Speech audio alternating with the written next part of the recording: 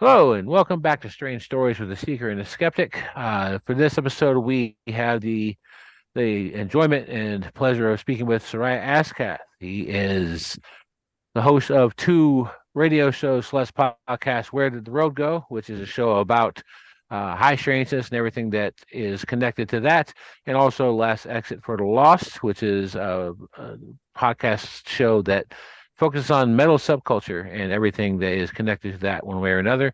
He's had a lot of strange experiences, and we're super stoked to have a chance to talk to him. Thanks for being here. Hey, no problem. I love that you called it metal subculture. I don't think I've ever thought about it like that, but it's not wrong.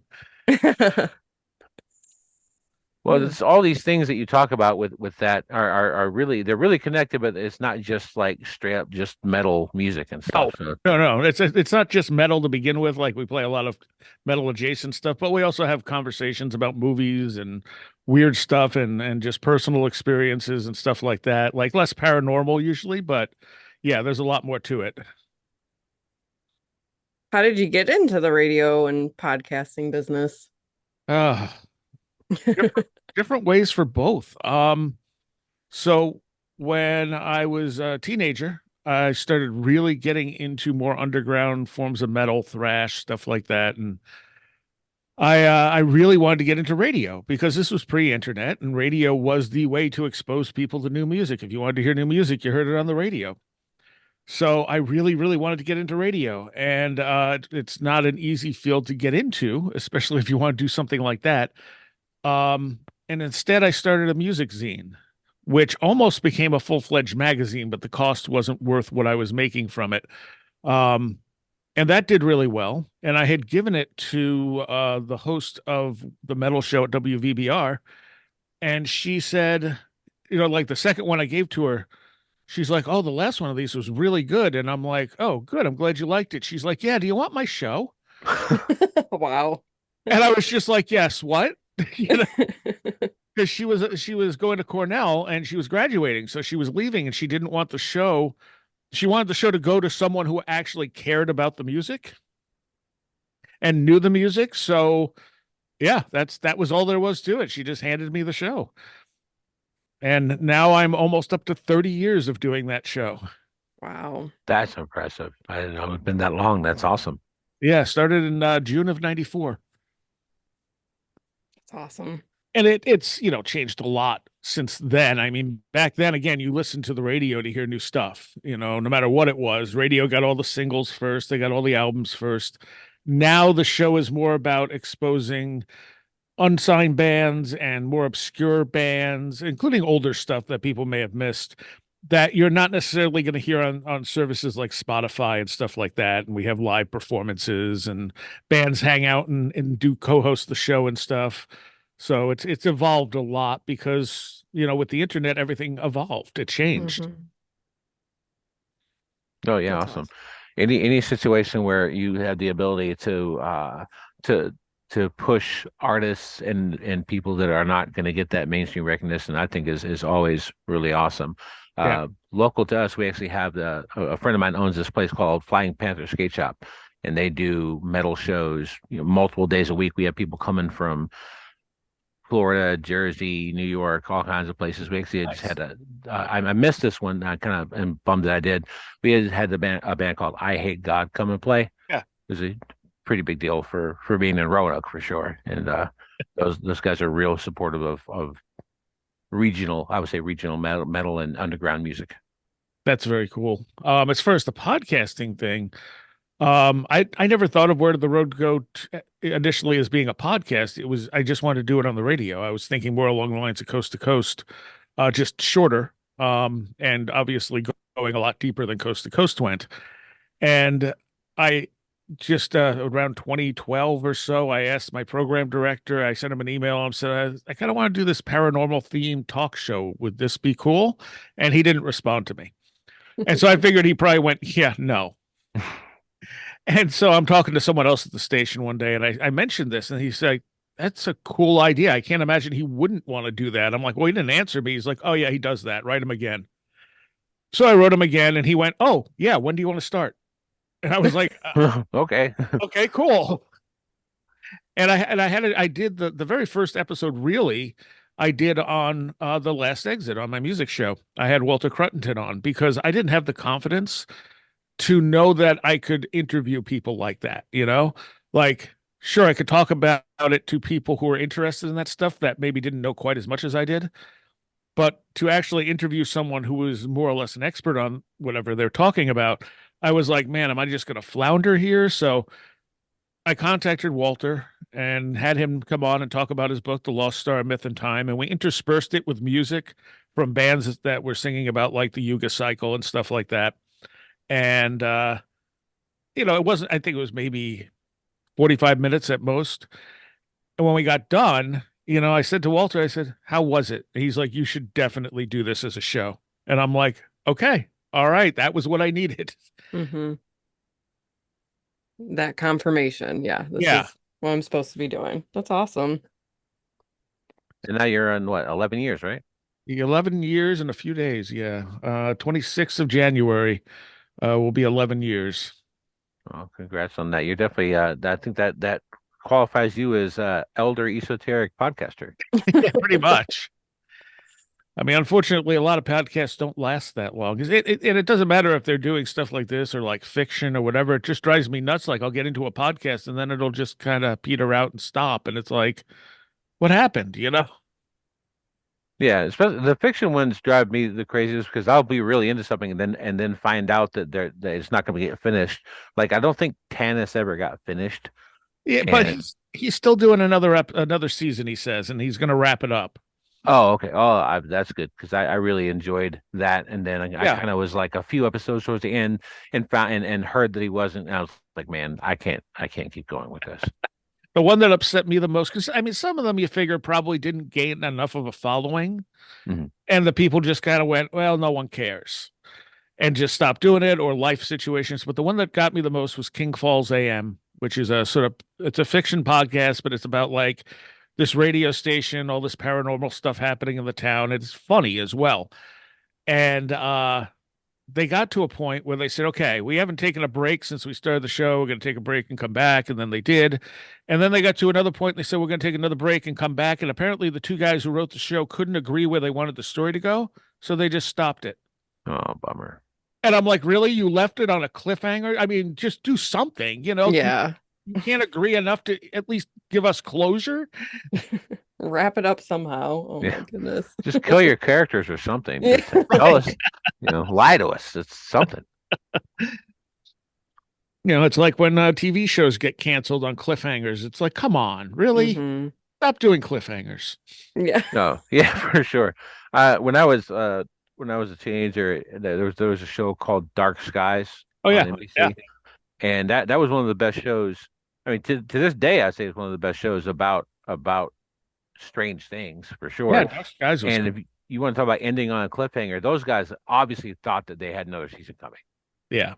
Yeah. and that never happened. The one that haunts me the most is the OA, Mm. just because it went to a point where I don't know if either of you watched it, but going into the third season, the cliffhanger at the end of the second season, I'm like, how is she going to do this? Oh, she's not. They got canceled. Okay.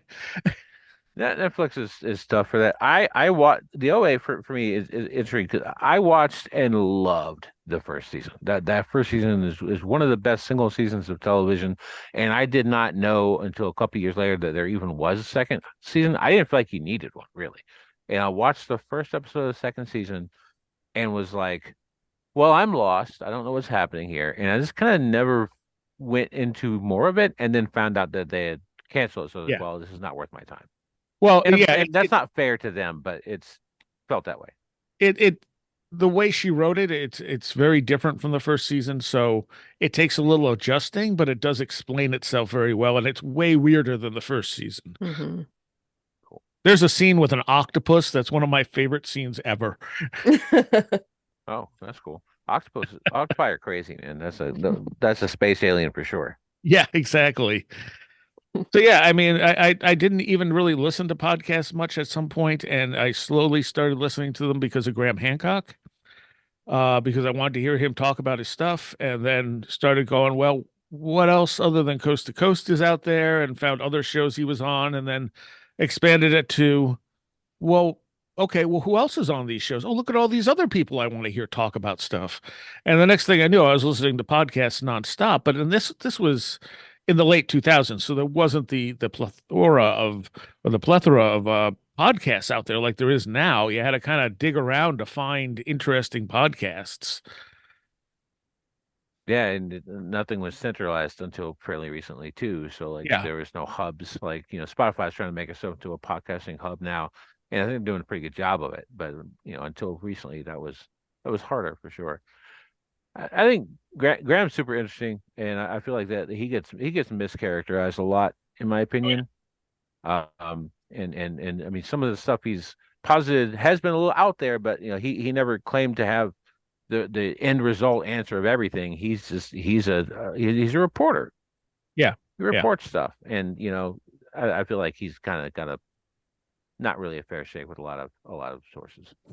Well, he said a lot of things that upset the establishment, and some of those things turned out to be absolutely true. One of the things I remember, I think it's in Fingerprints, it might be in Underworld, where he talks about how the Hindu tradition of like these temples that kept getting inundated and going underwater. And then that huge tsunami hit the Indian Ocean and it uncovered one of those temples that archaeologists said didn't exist because that was Mm. just mythology. But nobody was saying, hey, Graham Hancock mentioned these. No, Yeah. of course not, you know? Yeah, for sure. It's like, hey, look at this thing we found that we didn't think was here. No mention of any other thing. Yeah, and that's happened to him multiple times. Yes. Yeah. And so, I mean, yeah, he's certainly made mistakes and he's been wrong about stuff, but I mean, that's everything. That's everyone, you know? Yeah. But the establishment doesn't like it because he calls them on stuff. But and now I feel like he's getting into this mode of just having to defend himself constantly, and it doesn't really help him. Yeah, when you're always on a defense, you're never going to win. You cannot win on defense for sure. But like, I mean, honestly, some like there's a difference between science and scientism. And in a lot of ways, like to me at least, Egyptology is almost its own religion in a way. Yes. It's the only ancient culture that has its own version of archaeology. Like everywhere else in the world, it's just archaeology, but in Egypt, it's Egyptology. That's true. And ironically, that's just a leftover British colonial artifact. Yeah. This is another part of colonialism. And that's something that I think if more people realized and thought of it that way, maybe that would be dismantled a little bit. It's they're very set on a of having that timeline right, you know, like they don't like Robert Schoch. Okay, you know, go away from Graham Hancock. You look at Robert Schoch. Robert Schoch is a accredited geologist from Boston University. He knows his stuff, and he verified not Graham, but oh, what's his name that passed away? John Anthony West. Mm. Because John Anthony West found an old book that said the Sphinx had been weathered by rain and water, not wind. It was an old French book, and he read that in the book and went, "Wait, what?" And so he did some amateur geology and looked at it and went, "I think that's right. I think that's wind erosion, or not wind erosion, but rain erosion." So then he looked around for a geologist who would seriously take a look at the erosion patterns on the Sphinx and found Robert Schoch, who was, I think, interested in this type of stuff, but mostly he just wanted the free trip to Egypt. And he was like, sure, I'll go look at the Sphinx. Yeah, he figured he was probably wrong, but whatever.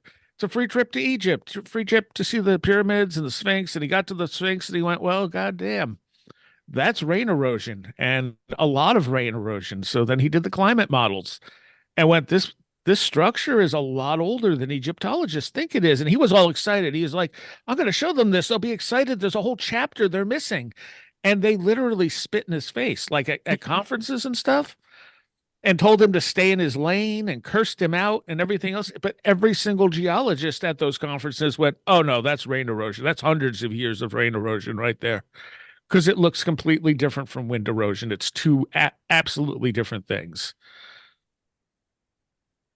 Wild. That's wild. And honestly, I mean, that being how it is a positive thing for human civilization. Like it Yes. is a good thing that is the case.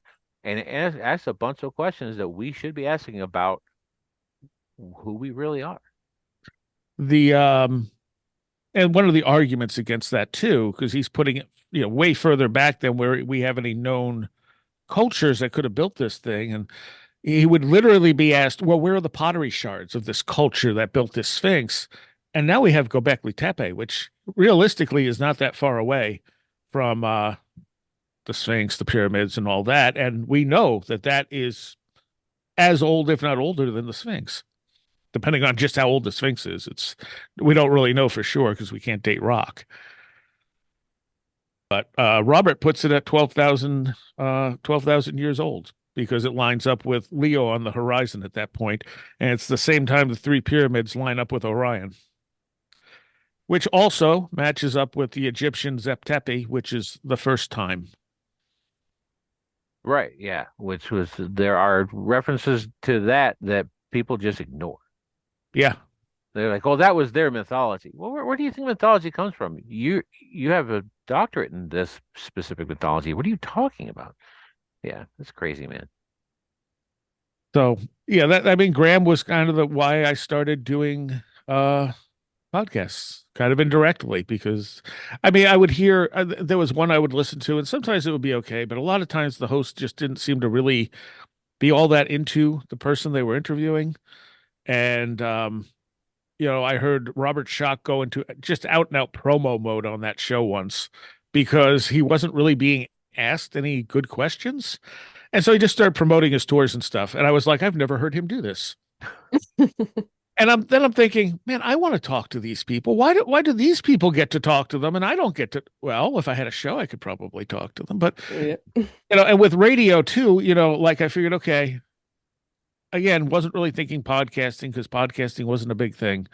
And I think having it broadcast on commercial FM radio was something that helped because I would approach people, for this new show, and I'm thinking they're not going to want to come on, and they'd be like, "Yeah, I'll come on," and it's like, "Oh, really? Oh, okay." And after a while, I realized it's partially because it's on the radio. It gives it an air of being a little more professional, especially at that time period.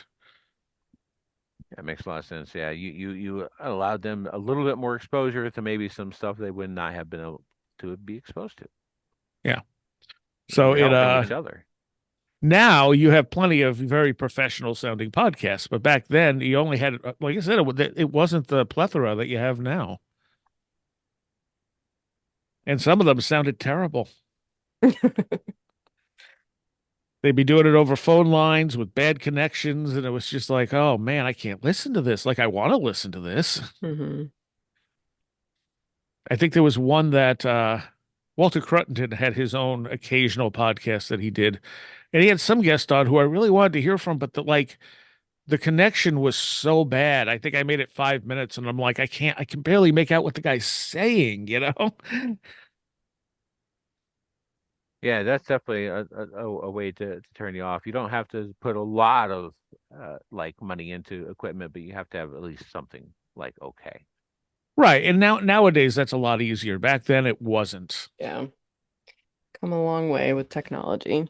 I mean, Walter's stuff sounded good on his end. It was the person on the other end who was in like India or something like that he was talking to that Yeah. Didn't have a good connection because Skype and stuff really wasn't a common thing back then. It existed, but the first few interviews I did over the phone line at the radio station, and they sound kind of crappy. Mm-hmm. And a few people, once I started using Skype, and I was like, "Oh, this is much better. This sounds much clearer." There were some people who were like, "Yeah, I don't really use computers." It's like, "Oh, okay. I guess we'll do it over the phone line." But even that, I ran through Skype because it sounded better than the phone line running through the board at the radio station. That's wild that that's true. That would not be something I would expect. But I guess Skype is pretty awesome though. Yeah, who was it? David Weatherly. Like would only do now he uses Skype, but at the beginning I had him on the second or third show, which was a big deal. I didn't expect him to even respond to me, and yeah, he did it over the phone. He didn't. I think he probably had a computer, but he didn't have Skype or anything like that or a microphone. So he's like, "Yeah, just call me." And I'm like, "Ah," and it sounds, like a phone call does. Unfortunately, Let me ask you this, 'cause we talked a little bit about how you got into doing the broadcast part of this, but kind of pulling back a little bit, what was it that started you on the road to being into things that aren't just the mainstream thought? like as in like the paranormal and stuff. Yeah, yeah, strange things. I was always fascinated by mysteries, regardless of what they were. Um, and still am. Like my favorite like video games and stuff are the ones where you're trying to figure something out, like you're not just trying to accomplish a mission, but there's a mystery involved. Um, Same with books, movies, things like that. Anything where you don't know the objective necessarily, if that makes sense. Um, so I always liked mysteries, always liked the unexplained. When I was a kid, I'd see things like Indiana Jones, and I'm like, "Ooh, I want to be an archaeologist." And my parents are like, "Yeah, that's not what archaeologists do." And I was like, "Oh." And then I wanted to be an astronomer because I wanted to investigate UFOs. And again, it was broken to me that, yeah, astronomers don't believe in UFOs, which isn't necessarily true, but the official word is, especially back then, astronomy doesn't study UFOs. Which is ironic because that's exactly how Jacques Vallée got into astronomy, is he wanted to study UFOs. And for anyone that doesn't know the story there, he became an astronomer in France. And one night he saw them deleting recordings of unidentified objects. And he was like, "Why are you deleting this? This is gold. This is what we're looking for." And they said, "Look, UFOs are a laughing stock. If we were to report that we discovered a UFO, we would be a laughing stock. So unless, like the United States or someone comes out and acknowledges that these things are real, we just destroy these tapes." That's I crazy. did not know that. That's wild. And it's gotten better with the one thing the disclosure movement has done over the last few years is maybe make it a little more acceptable, but there's still so much nonsense and everything poured into that someone will take it seriously for a minute and be like, "Oh wait, so UFOs, there might be something to this," and then they pick up a random podcast of some guy talking about really crazy stuff on UFOs, and they're like, "Okay, maybe not." Hmm. And truly, experiences people have are very, like the high strangeness stuff is ridiculous. I mean, it's almost like the type of stuff you see in a dream. So it's hard, I think, for people who haven't had those experiences to understand that those are the most interesting experiences because those to them sound fake. They expect to see what you see in movies and things like that, which obviously, once in a while it might gel a little bit like that. But I'm always more suspicious of someone telling me a story that sounds like it's a horror movie. Hmm. Hmm. And I won't disbelieve anyone unless I have really good reason to, because I'd rather believe someone who's lying than not believe someone who's telling me the truth. If they're lying, well, whatever, they're lying. But if they're telling the truth and this stuff really happened to them and I don't believe them, that's harmful to them. Yeah, for sure. So yeah, I was always interested in the stuff. My parents would occasionally get me books on UFOs or whatever. Eventually I had a friend who was really into reading about the stuff, and he lent me like Charles Berlitz books on the Bermuda Triangle and all that type of stuff that Berlitz wrote about, Atlantis. What else did he write about? The Manhattan Project. Yeah, and eventually he lent me Communion. And Communion was a game changer. I read Communion and I was just like, whoa, this is really interesting. And I wasn't even really familiar with Whitley Strieber at the time. Hmm. I think I had seen, what did he do? Wolfen? Yes, and the hunger. Okay. I think I had seen the movie for Wolfen, but I didn't like attach who wrote it or anything like that. But I was just blown away by his take on it and the way how visceral it is, but at the same time how weird it is. Around the same time I started playing around with stuff And initially, it went through because it was also to me this was like the unexplained stuff. I had a friend who was really into Wicca, so I had borrowed some books from her because I was curious about it, and then did some research and found out that Wicca was not kind of what it was presenting itself as in these books, that it wasn't this ancient tradition, that it was a more modern version of like, I mean, it's mixed of Crowley and Golden Dawn stuff and a little bit of folk magic thrown in, but it's not like this organized ancient religion like a lot of these books I was reading were trying to sell it as. So I kind of Mhm. got disillusioned with that. And then I had another friend who was really into Crowley, and so I started reading Crowley stuff, and that made a lot more sense to me. But I still didn't necessarily believe magic worked. So I decided to try it, and stuff actually worked. And I was like, okay, what's happening here? Like, why does this work? I didn't believe this was going to work, and it seems to be working. Mhm. Um, so around at some point I was, so I started having weirder and weirder experiences when I started doing this stuff. Like poltergeisty type of things happening, and which all this also connects into a kundalini awakening that happened when I was maybe 12 or 13 that I didn't know what was. So all this stuff kind of came together. And at some point, I was reading Transformation, the second book Strieber wrote, and I started recognizing some of the stuff he was experiencing as things I was experiencing, but I never had the UFO stuff happening. So I was like, wait a minute, why are these things so similar? Like he's having some of the same experiences I'm having, or at least, versions of them, but I'm not having any UFOs, like this is all representing itself in like a magical context. And that was the first point where I was going, I don't think that any of this is what it seems to be. Uh, Kenneth Ring's book on near-death experiences and the similarities to people who have UFO abductions was kind of the thing that broke the camel's back there, where I was like, okay, how could space aliens and dying have such such similarities unless these things are not what they seem to be? So that's kind of where my path went. The Kundalini stuff, I mean, I had no control over it. I didn't know what it was. It almost ruined my life. It would cause me a lot of pain, hallucinations, all kinds of stuff. I would always get a clean bill of health, both physical and mental. So after a while, my parents just thought I was making it up, but I wasn't.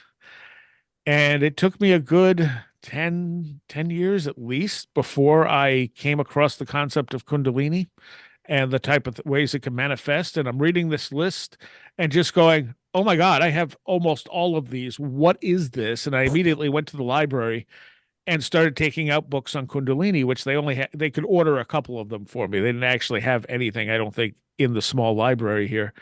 But one of them was John White's Kundalini and Enlightenment, which is a compilation of essays about Kundalini from all different people all over the world with all kinds of experiences. And by the time I got done with that, I was like, okay, now I know at least what I'm dealing with. And I was able to learn like meditative practices and stuff like that that would allow me to have some control over it. It took a long time to get any significant control over it, and I still can't necessarily control it. It just kind of happens. But far better control than when I had no idea what it was. Can you tell us what Kundalini is? I wish I could tell you what it was. It's energy, is what it is. Mhm. So the word Kundalini means a coiled hair, I think, or a coiled hair of the beloved, something like that in Sanskrit. But it's usually visualized as a coiled snake at the base of the spine, just inside the tailbone. And it moves up your chakras, which was also something I did not believe in at all, because the only reference I had to chakras was generally people like Shirley MacLaine and stuff, selling this new age stuff on TV. And I was just kind of like, yeah, that's all nonsense. But after studying some of it, I was like, oh, so the pain I'm experiencing is actually at chakra points. Huh. So then I was like, I guess maybe that part's real, even if not everyone talking about it knows what they're talking about. But it moves up your spine through your different chakras to the top of your head, ideally. Ideally, that's what it does. If you awaken it with Kundalini yoga and such, that's what it's meant to do. It's meant to connect you to your higher self, or the universe, whatever, however you want to look at it. Um, but what it does is it breaks down who you are. Like anything you have blocked in your psyche will be something Kundalini brings up. So if I work with someone who's experiencing Kundalini stuff, um, I'll start working on their energy, moving it, because you can actually connect to someone's Kundalini. You can feel it. And I'll start, moving it past, and I'll be like, okay, it's hurting here, isn't it? And they'll be like, yeah. And I'll start a lot of times getting images, and I'll be like, what's this? What's this? What's this? Because the information is there. Which is one of the reasons I think our universe is primarily made of just information, and our brains translate it into other things. So, once they deal with that information, a lot of times it's stuff you're not aware of, you're not consciously aware of. It's kind of like shadow work, Jungian shadow work, where you're dealing with stuff you're just not fully conscious of that may be affecting you or that you haven't dealt with. And it will keep pushing until you deal with it. It's not something you can necessarily ignore if it's a spontaneous awakening. Right. It's a lot more complex than that, but I don't know how better to simplify it. No, I mean, it makes a lot of sense. And I mean, I've heard of Kundalini yoga before. I've heard of people having Kundalini experiences, but I've never actually talked to somebody who's had one. So you were experiencing like a lot of pain. What were some of the other like symptoms, Well, if you will? the initial stuff started out as pain in my base chakra, just inside my tailbone, was the worst, and still acts up every once in a while. Um, and then I started hallucinating things, and I was very aware that I was hallucinating. So I used to play trombone in like fifth or sixth grade, and I stopped after that point. So that it had to be around fifth or sixth grade that this started. And I would see steam coming out of the end of the bell. And I knew there wasn't steam coming out. There's no process that could cause steam to come out of the end of the trombone, but I was literally watching it come out of there. And I would call my mother into the room, and I'd be like, I know this sounds crazy, but I'm seeing steam come out. Could you just sit here and tell me if I'm wrong? And then I'd start playing and there'd be no steam. And she's like, I don't see anything. I'm like, yeah, now it's not doing it. And then she'd leave. And a few minutes later, I'd see steam coming out. And I'm like, am I losing my mind? Like, what's going on? And I would hear, I'd try to go to sleep, and I would hear rattling, like you have a bag of like empty soda cans or something, and you're rattling it around. And my mom would have recycling on the porch, which was right outside my bedroom. And so I'd call her in, and I'd be like, I can't sleep. There's too much rattling from the cans on the porch. Can you go, see what's going on? And like finally, there was one night that she just goes, there's no recycling on the porch. I took it in today. And I was like, oh, then what am I hearing? And so this stuff, I mean, it made me feel like I was losing my mind, because it wasn't like, hallucinating creatures walking through the house or anything like that. It was just subtle things like that. There were other sounds, but I don't remember the other sounds I would normally hear. But then the pain started getting worse. And so it would move up to my stomach area.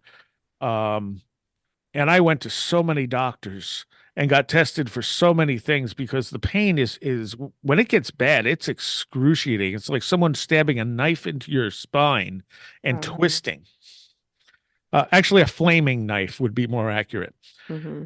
So it's just incredibly painful. And again, every physical test I went in for, they're like, no, you're perfectly healthy. And it's like, cool. So then my parents sent me to psychologists, who also came back and said, no, he's perfectly sane. He's perfectly healthy. And I'm like, great. Why am I in pain?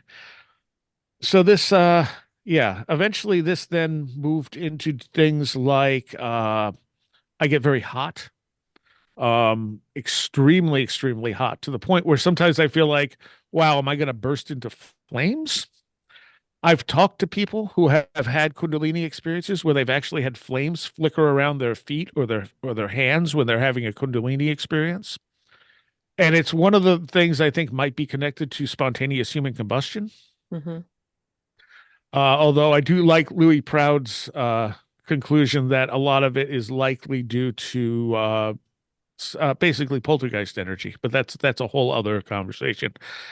Um, I became very what's I only came across this term recently, but I think it's a very good one called interference syndrome. I interfere with electronics. So this started, fairly early on. I just wasn't fully aware of it because I wasn't around tons of electronics all the time. The more this stuff has permeated into our culture and stuff, the more obvious it has become that I affect electronics, and a lot more. Some of this stuff is more sensitive than it was. So like an old TV isn't going to have the same sensitivity as a new smart TV because there's so much more going on in that smart TV that can go wrong. So I don't know how to explain it. Like, okay, so I was working at a record store at one point, and the electrosensitive stuff kicked in, the interference syndrome, whatever you want to call it, and I couldn't scan anything on they had fairly new scanners to scare the barcodes and stuff, and I couldn't scan anything. I would just get gibberish across the screen. And it only happened once or twice while I was working there, but I'm like, I can't ring anyone out. And my one manager, who was kind of a jerk, was like, well, you don't want to do it? And I'm like, no, I can't do it. And I showed him, I scanned the thing and it got gibberish. I'm like, now you do it. And so he scanned it and it scanned normally. I'm like, I can't do it. I'm affecting the computer. And then That's wild. he was just like, I don't know what to make of that. Just go do something else, But I mean, it's also something you can pass to people. So the energy can move to other people. I'm kind of jumping around here, I know, but it's like whatever's coming to mind. That's okay. One of the things it can do is make you laugh for no particular reason. And I've gotten used to that. It doesn't happen very often, but it's not like contagious laughter. It's not like, oh, you don't feel like something's funny. You just start laughing. It's like an energy buildup and then you start laughing. And if I grab someone when that's happening, they'll start laughing. And I had one girlfriend that when I did that to her, it scared the hell out of her because there was nothing funny and she couldn't stop laughing. And as soon as I let go of her, she could stop. Yeah, that's interesting. I heard a couple times you talking about this kind of stuff. I had not heard you say that before. And when I was this is and maybe you've heard people talk about this kind of stuff before. I don't know. But when I'm 42. When I was 13 or 14, I went a couple times with a friend of mine to his family's church because we had families who were religious, and you end up going to churches when your family's religious. Right. And his grandmother, one of the nicest ladies I've ever met in my entire life, was a member of an apostolic Pentecostal church. And these people were apocalyptic holy rollers like you've never seen. We're talking everything short of snake handlers. They didn't do that, but they were pretty much everything else. They didn't believe in musical instruments in the building. Women don't wear pants or makeup. Right. It was nothing to have multiple people quote speak in tongues in a service. When they did sing, they just didn't have the actual musical instruments there. And there was one time, I think it was the last time that I considered to go with him to this specific thing. Someone was talking in a language of some kind and started laughing, and we're talking like maniacal hard laughter, and grabbed the person next to them, and the next person started laughing like that. Yep. And this went from person to person. Next thing you know, half the people in the church have got hold of each other, and you can tell when someone's faking something like that. And it doesn't go to their eyes. You know what I'm saying? Like you hear, like in fiction, you'll someone will describe a fake smile as doesn't reach as far as their eyes. Well, that's the same thing with this kind of stuff too. And you can tell from these people's eyes, some of these people were afraid. And that sounds a lot like what you're talking about, just in a No, it's different exactly setting. what it is. Yeah. So there are laughing churches that do this. And I think what people are feeling when they feel like they're filled with the Holy Spirit, and they're able to do that, is basically Kundalini energy. It's just another name for it. I mean, Kundalini is the name I found it under, and the way that culture treats this stuff is very matter of fact, very methodical, Hmm. versus a faith-based interpretation of it. But it doesn't mean it's right or wrong. Hmm. Right. I lean more towards your interpretation of those types of things as well. But I mean, again, it's just the same name for a different thing, and Yeah. people Makes sense. are generating that energy. So does everybody have that coil? Yes, Okay. it is just usually asleep in most people. Gotcha. So you can wake, and that's what Kundalini is meant to do, is to carefully wake it up slowly, so Hmm. you can deal with it as it awakens. I don't know why it woke up in me. Most people who have it, again, this is something Kenneth Ring talked about in the Omega Project, are people who have experienced a lot of trauma. So trauma tends to be a key factor in spontaneous Kundalini awakenings, and that can include near-death experiences. That can include, alien abduction type experiences, whatever those may be. Um, Anything like that, or severe abuse when you're a child. Um, Something about it tends to wake up the Kundalini energy. And whereas I fully believe this energy is a part of us, it's not something, it's like trying to control all your dreams. Those dreams, a lot of times at least, are coming from somewhere inside you, especially the small dreams, but you have no real control over it or why you're having those specific dreams. The Kundalini kind of feels like something else. Like it feels like something else is interacting with you, even though I suspect it is just another part of you. Um, but it's also hard to say where these separations are. I had worked with this girl at one point, and I started noticing little things that I'm going, I think she's dealing with Kundalini stuff. And I sent her like a list, like, how many of these things apply to you? And she kind of got freaked out about it. She's like, what's wrong with me? How do I stop it? And I'm like, it's not anything wrong with you. But it like she was very normal. And I was like, why? Okay. I don't know what this is. And then it just stopped. Like it all stopped. And I went, what changed? Oh, she broke up with her boyfriend. And so then I started talking to her boyfriend. I'm like, oh, it was coming from him. Okay. Oh, that's interesting. Passing it on. Yeah. And so when she stopped dating him, when she wasn't around him and physical contact and all that, it just diminished in her. It never fully woke up in her. Um, but yeah, trauma is one of those things that definitely is a common factor in people who have it, but not everyone. And I don't really have any specific trauma I can point to. That's the thing. Like I seem to be an anomaly in that, where I just don't. I mean, we all have bad things that happen to us, but most of the people I've dealt with who have severe Kundalini issues have some really horrible stuff in their past. Um, and if you look at like Shirley Black, who's been a regular on Where Did the Road Go over the years, she had three near-death experiences in her life, and she has massive amounts of Kundalini and interference syndrome, as well as tons of paranormal stuff going on around her all the time. And so her trauma came from that. I think once was falling down the stairs when she was a little kid. The second was, I think, her appendix bursting. And the third time she was flattened in a little car by a truck that tipped over on an icy road and completely flattened the car she was in. Oh my Okay. goodness.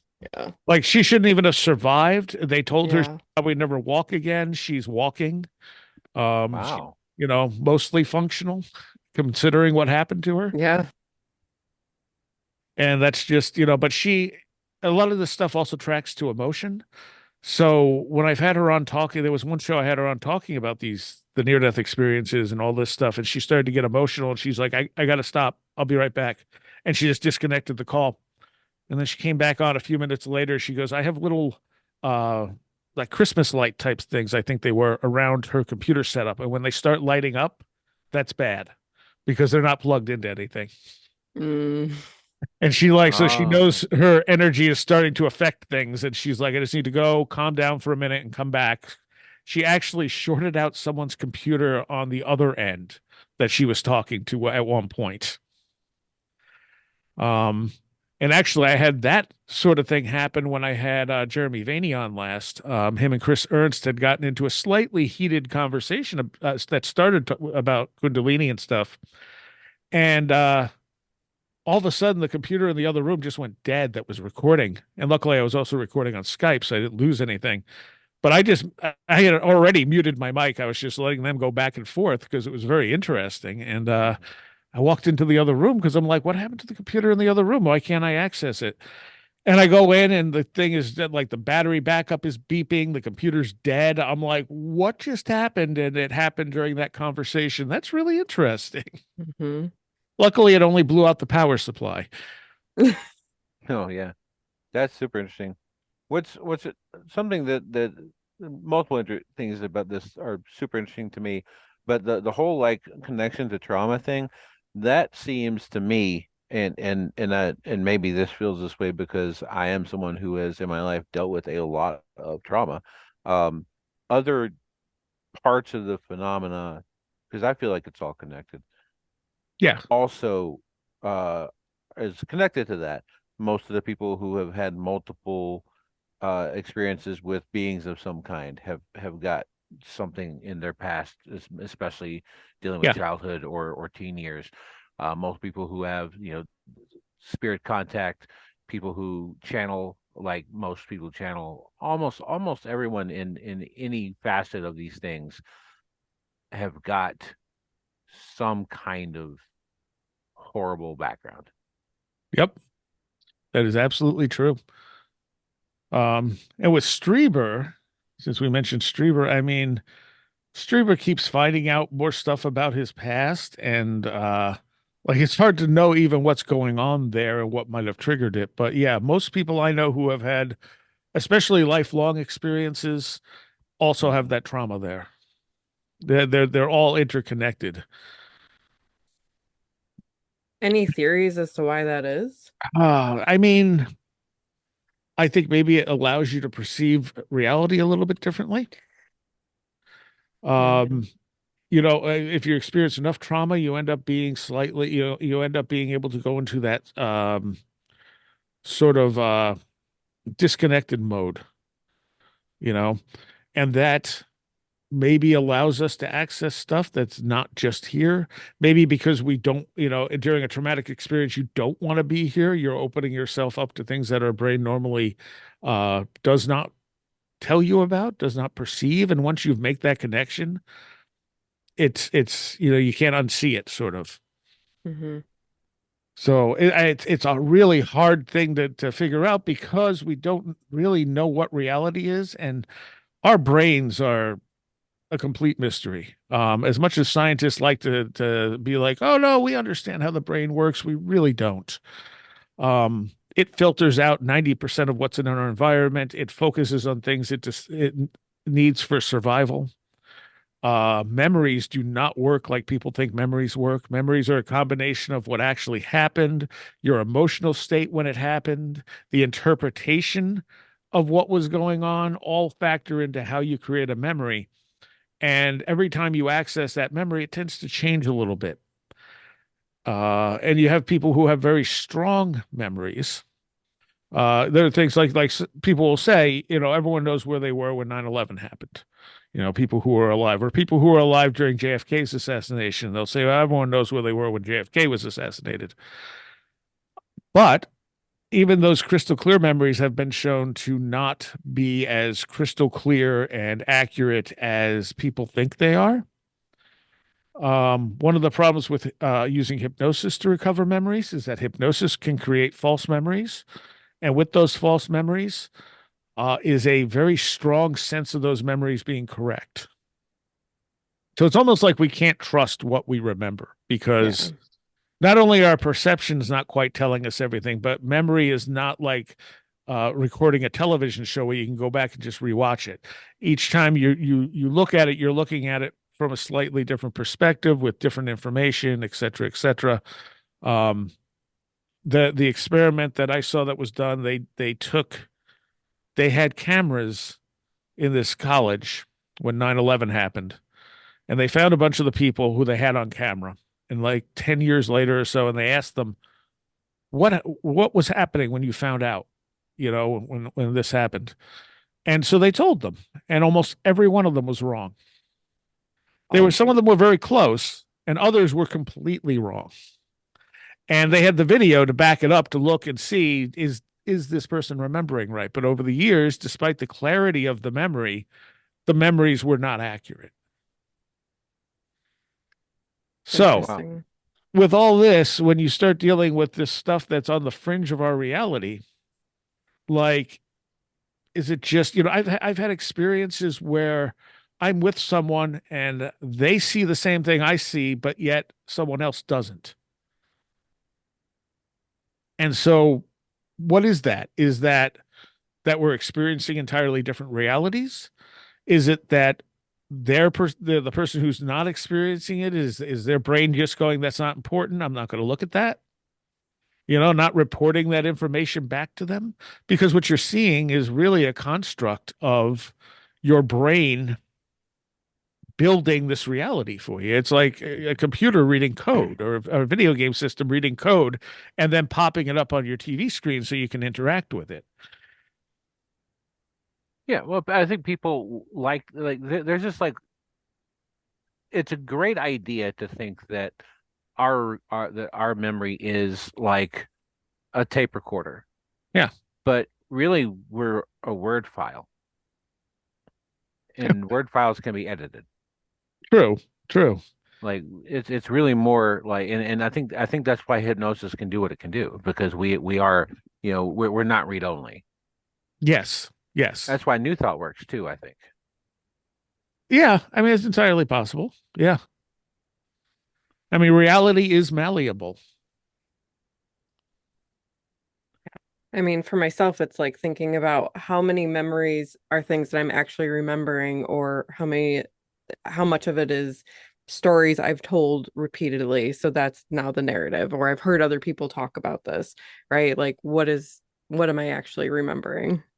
Well, the example I have from my life was, my mother would tell me this story about when we lived on Long Island. I don't know how old I was, maybe 3 or something like that. And there was a blizzard, which Long Island doesn't tend to get major blizzards. And they couldn't get out. They couldn't get out to the store. They couldn't get anything. And they just needed milk. And the neighbor was going to get out to the store however he was able to do it. And he brought us back milk. And we all went out into the driveway to get the milk from him. And they're thanking him and paying him, whatever. And I said that I wanted to carry the milk inside. And so my mom gave me the milk, and I started to run down the driveway, and I hit ice, slipped, milk went into the air and splattered all over the driveway. I remember this, but I also remember it from the third person. And I realized at some point, I don't remember this. I've just created a memory from what my mother has told me. Mm-hmm. And it feels like an actual memory, but it's not.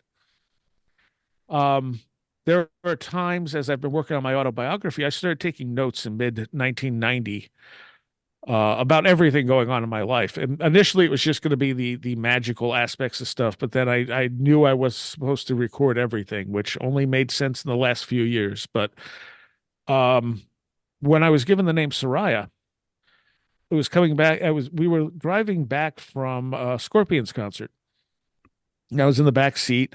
My friend's asleep next to me, and my other friend's driving. His sister's in the front seat in front of me, also asleep. And I know where this happened. Like, I know the exact location when it happened, because it was so startling to have this voice say Seriah really loudly in the ear that was nearest the window, in a female voice, very, very loud. And I was like, what the hell? And I said to my friend who was driving, like, did you just hear something? And he's like, no, why? And I'm like, okay, what that was. And so as I was thinking about this prior to looking back through all my notes, I'm going, that doesn't make sense because we were driving past my friend's house when this happened. Why wouldn't we have dropped her off? Like, that doesn't make any sense. I got to be remembering it wrong. And so I really started doubting it. And when I finally looked at those notes, it turns out that she had come to my house first, which was past her house, and she left her car here. So we were coming back to my house, and then she was going to drive home. And suddenly I was like, I did remember it right. Mm-hmm. Okay. All right. My brain did not edit that to fix it because it didn't make sense to me at the time. That's super interesting.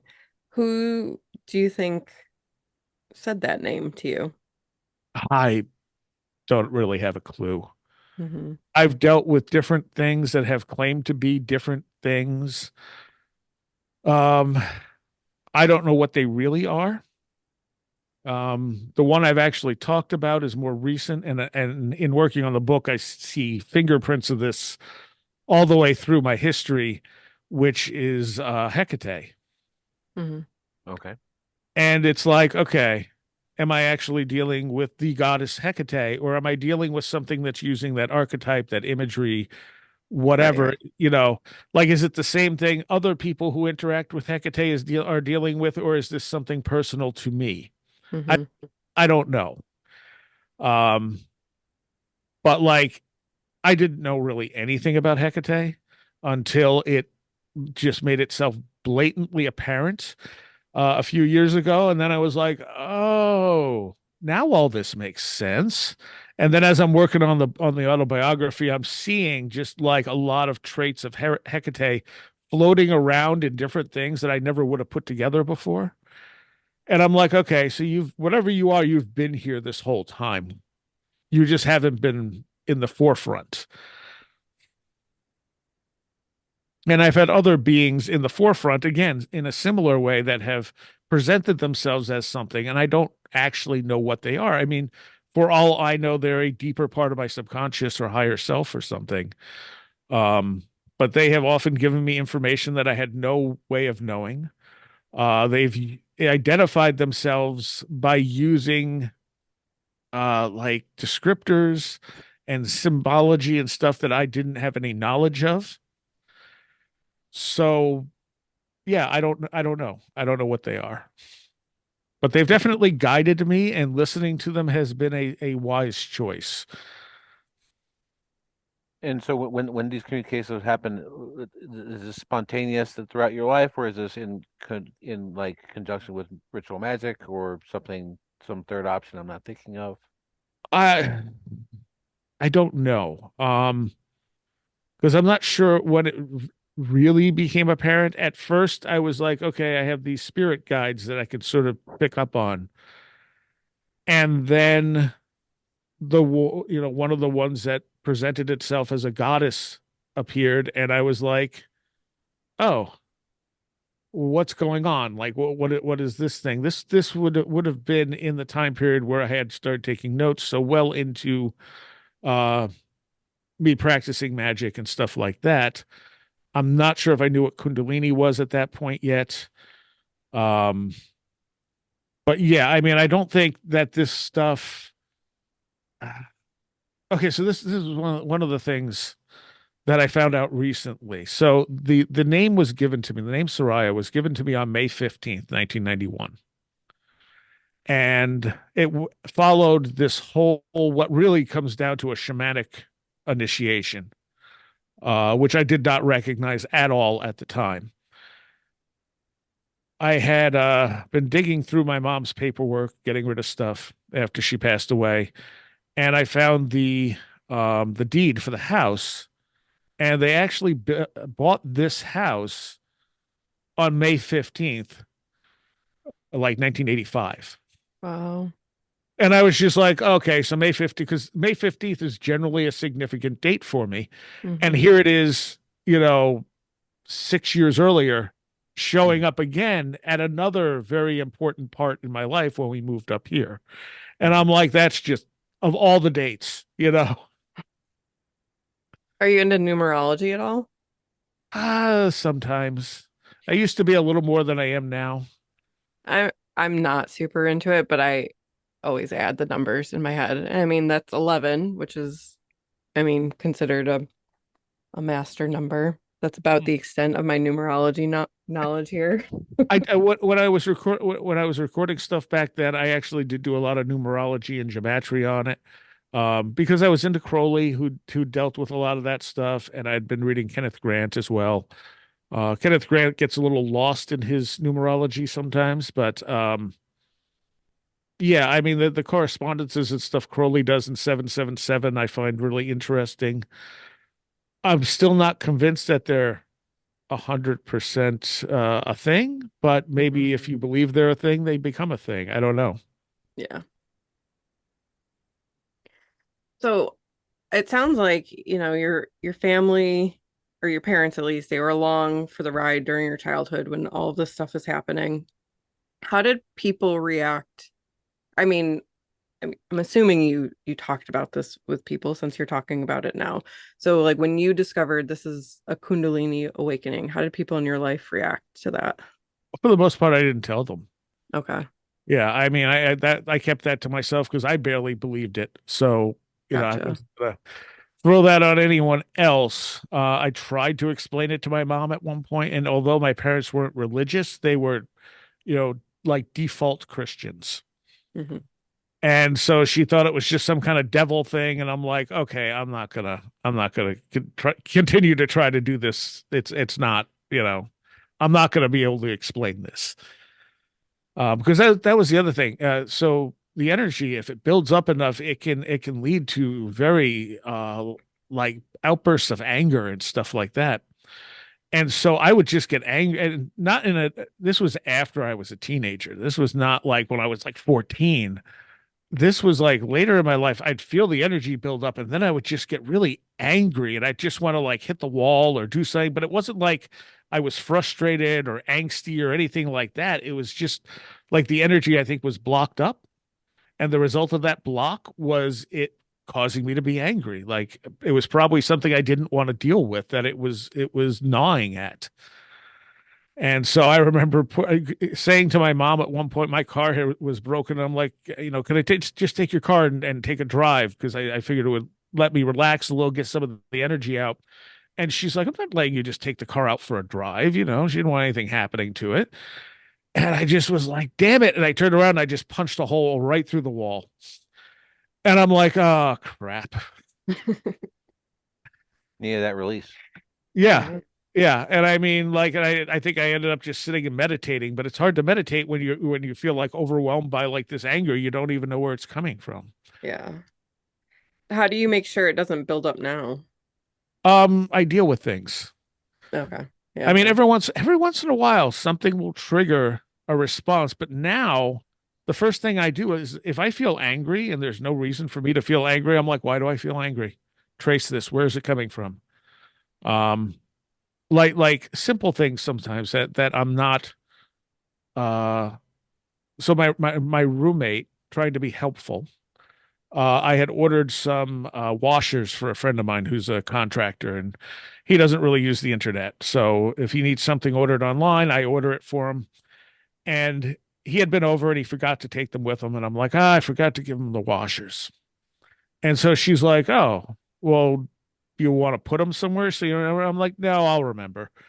And so she took them and she put them at the end of the counter just to be helpful. Um, but it's the end of the counter where I would by the refrigerator where I would like say to go to get a drink and I put my glass. And she put them there so I would see them and would remember the next time he came over. But my ex, who used to live with me, would put stuff there in a passive aggressive way. So she would want me to deal with something that I didn't want to deal with right then. So she would put it there.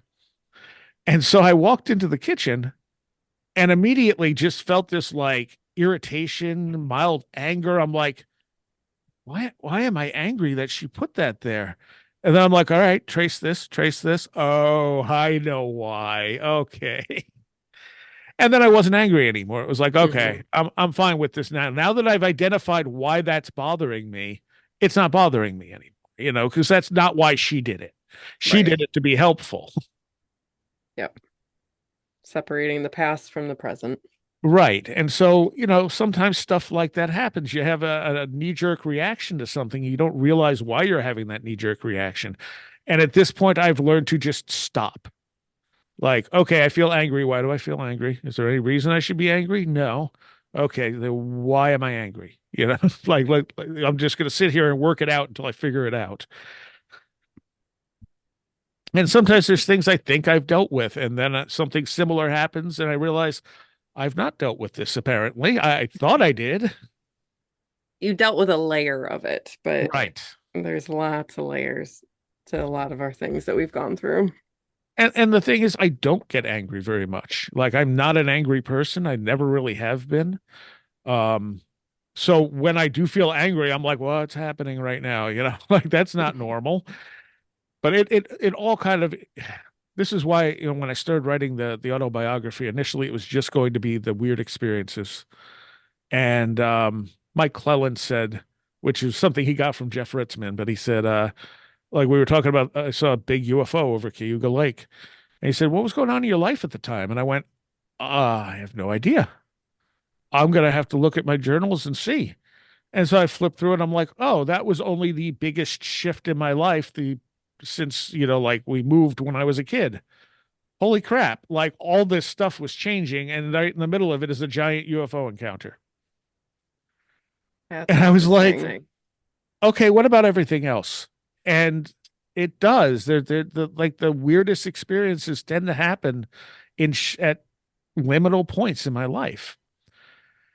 And I'm like, I'm really glad I recorded all this because if I hadn't, this bigger picture wouldn't have emerged. It would have been look at this weird stuff that happened, which is what most, paranormal books are. It's like, oh, here's all this weird stuff. Mine is literally an autobiography with a lot of weird stuff in it.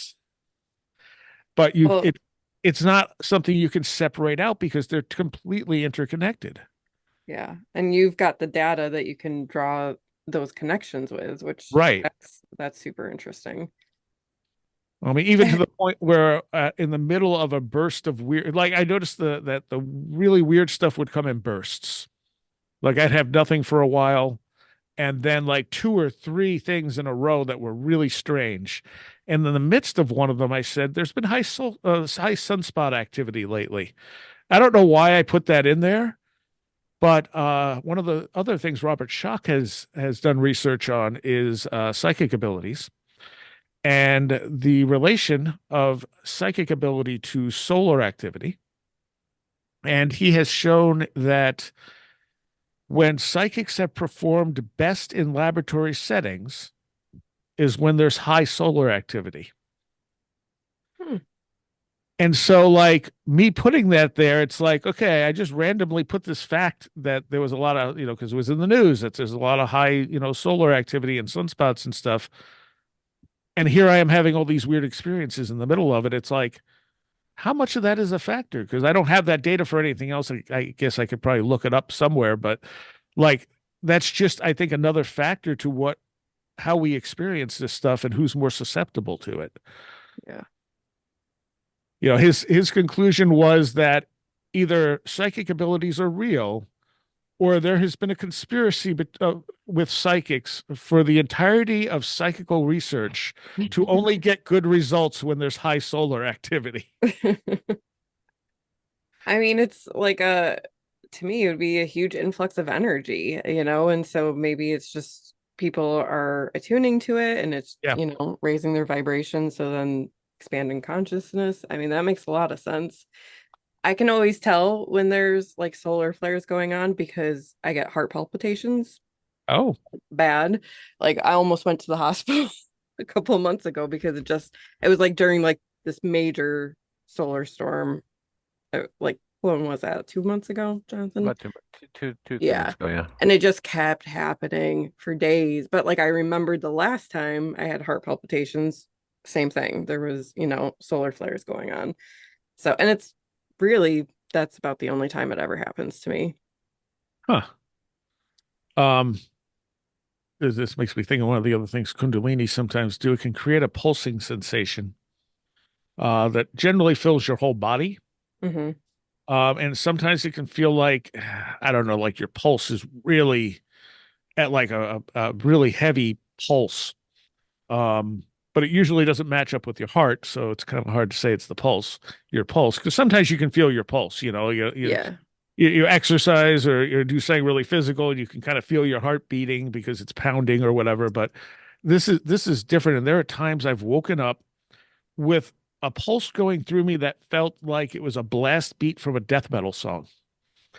And the first time this happened, it scared the hell out of me because I thought it was my heart. Hmm.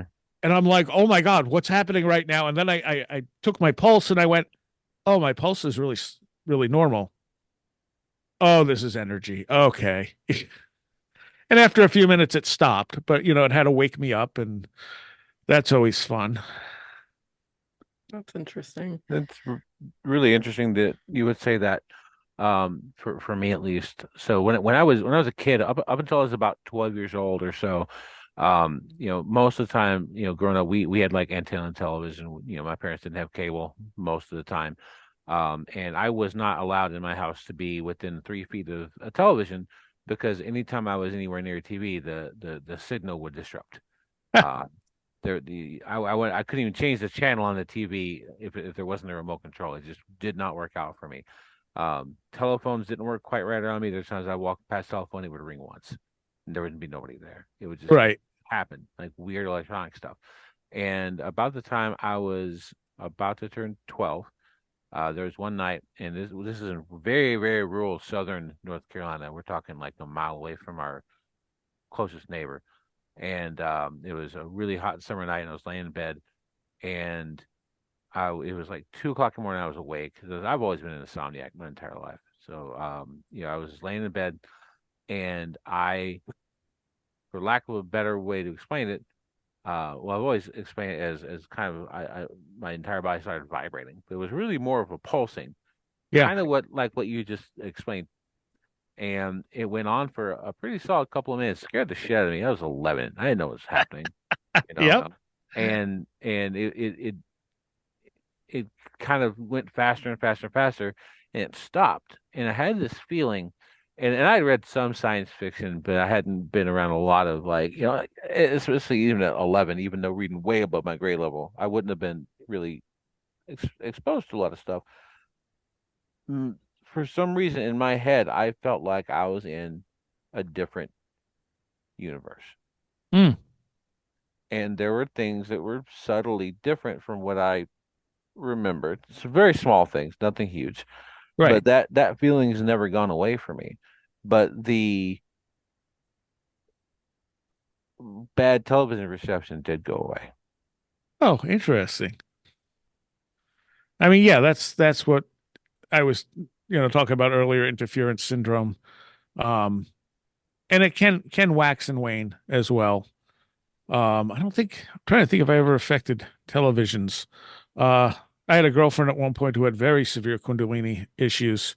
She had very severe abuse when she was a kid, and a lot of it was still buried, which is probably why her issue, why the Kundalini was so overpowering to her. But we had an early laptop, and either one of us could generally use it fine, but if we handed it to the other one, it would just crash. Couldn't handle both of you. It couldn't handle the switch in energy. Mm. That's it. So it's like we'd have to put it down on the table, and then the other person would have to take it. And then maybe it wouldn't crash. That's funny.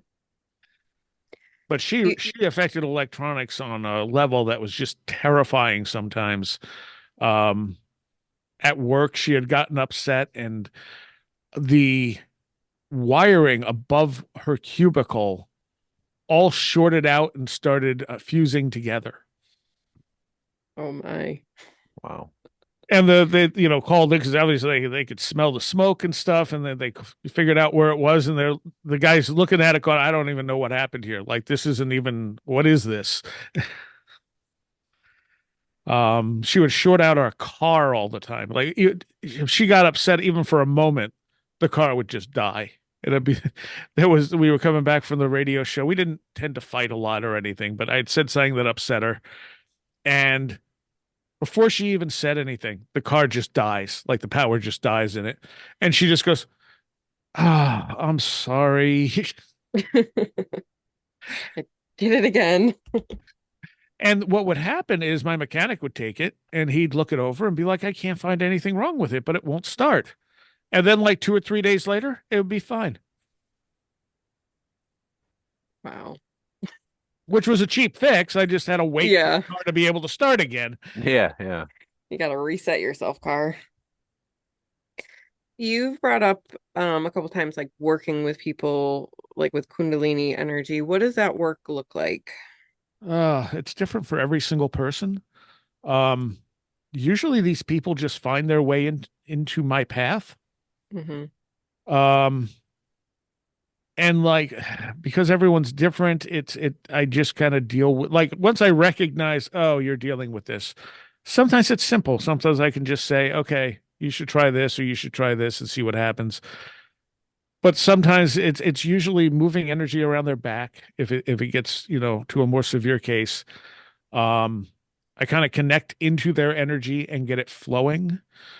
There was one girl who she had like I don't remember the name of it, but basically the inside of her bladder lining was eating itself. Oh, wow. And she described it as pretty much constant pain, what she would have put at like on a 1 to 10 scale, a 6 level at minimum, 24 hours a day. Ugh. Wow. And so my my girlfriend at the time was like, I think she's also dealing with Kundalini stuff. And I went, really? All right. And I kind of reached out to her and she, I sent her some stuff on Kundalini and she's like, okay, cool, thanks, and I was like, all right. And at some point she wanted to hang out with me to watch a movie or something. And I had went to a concert and she was there and she runs up and she hugs me and I go, and I could just feel the energy and I'm like, oh, this is a lot of okay. And so I'm like, we should talk more. And so the first time she came over, I started talking to her about that whole thing. And I said, so, like medications weren't helping her, nothing was really helping her with it. And then she says, the only thing that actually helped was acupuncture. And I went, okay, so energy is part of the problem. And like the first time I worked on her energy, I got nowhere because she had a lot of trust issues and stuff. She had been abused a lot. Um, and so the second time she came over, I was able to get somewhere with it, and the pain level went down. I think by the third time, the pain went away completely. But all I was doing is moving the energy around that spot so it wasn't blocked there and getting her to talk about whatever came into her head. So I got to hear about a lot of the horrible stuff that she went through. Um, and as I did that and moved stuff around, eventually it got to the point where it just stopped hurting her. She turned to me one day and she's just like, it's incredible. She's like, I don't feel any pain. And I think at some point her dog jumped on her and it set it off again. I'm like, yeah, it's not fixed. I'm like, I'm just moving the energy so that you can, so that it's going elsewhere rather than piling up right there and causing this Mhm. physical ailment. And I don't think all physical stuff can be fixed by that. But in this case, I think that physical problem was being caused by her energy being blocked. Yeah. I mean, it makes a lot of sense. And I mean, I think you're right. I think a lot of people's issues, is their energy isn't flowing. There's some kind of blockage there. And our culture doesn't really have a way of dealing with that even today. Right. You hear about it from people who can do things like Reiki and stuff, but I think your average person doesn't really believe it's real. Hmm. I mean, I know I didn't. I think it's becoming more mainstream, at least. And maybe I have a confirmation bias just because of the circles that I'm in. You know what Right. I mean? Like I'm surrounded by people who believe in that and who are energy practitioners and whatnot. But I'm I'm a therapist, but I consider myself to be like a holistic therapist. So I incorporate Reiki, working with spirit guides, Akashic records, that type of stuff. And a Mhm. lot of more people are seeking me out because of that, because it's not just traditional talk therapy where, I mean, we do talk, obviously, but there's more to it, so it's like we're talking about things, but then we're doing shadow work to really uproot, the blockages and Right. the things that are kind of holding us back. So my hope is that it will continue, that people are going to become more open and see like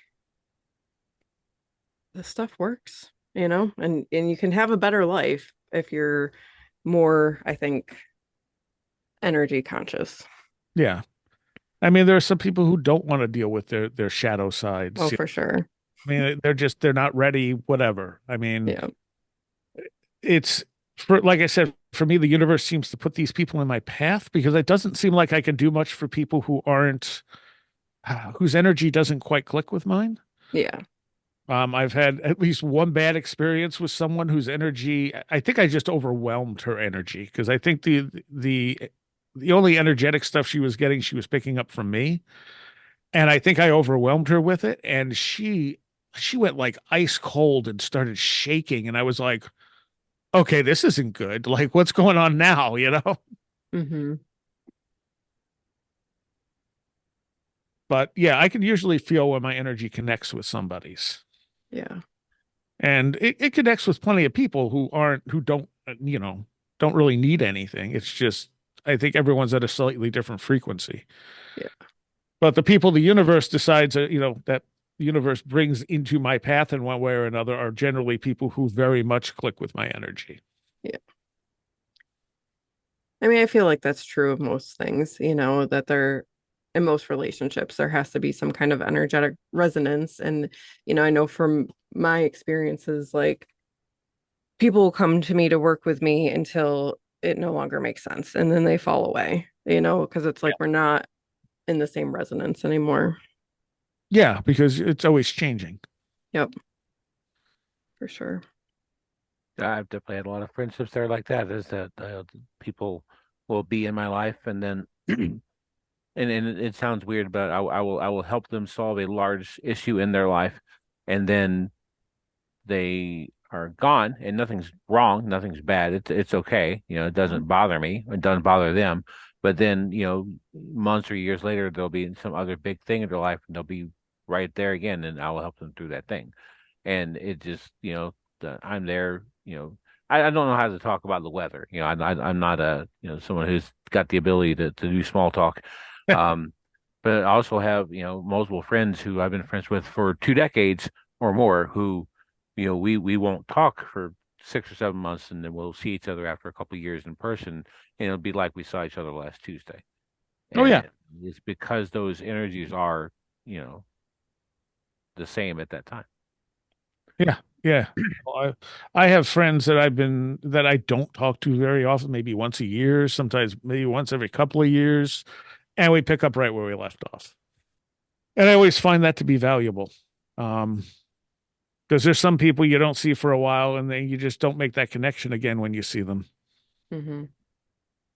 But the ones you do, those are the people with the synchronicities start to happen. Yes. Oh yeah. Yeah. So, how much is magic a part of your life now? See, it's all kind of interwoven with me. So like there's always a little bit of that going on, but most of what I use magic for is to understand what's going on in my life. Hmm. So I'll try and I break things down, and this probably comes from Kenneth Grant, into like currents of energy. So like whatever point I'm at is a particular current of energy. And I'll usually determine that because there'll be a lot of synchronicities or stuff pointing to it. And then I'll focus on that current of energy and try to understand what I'm supposed to do with it. So that's what a lot of my magical work ends up being, is that type of stuff, like trying to figure out where the current is going and how best to work with it rather than fighting it. Is it kind of like you're trying to, as you're connecting in with that current of energy, you're seeing the future potentials? Is Right. that kind of what you're saying? Okay.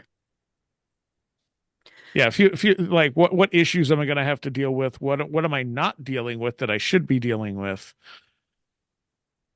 Is there something bad coming? Hmm.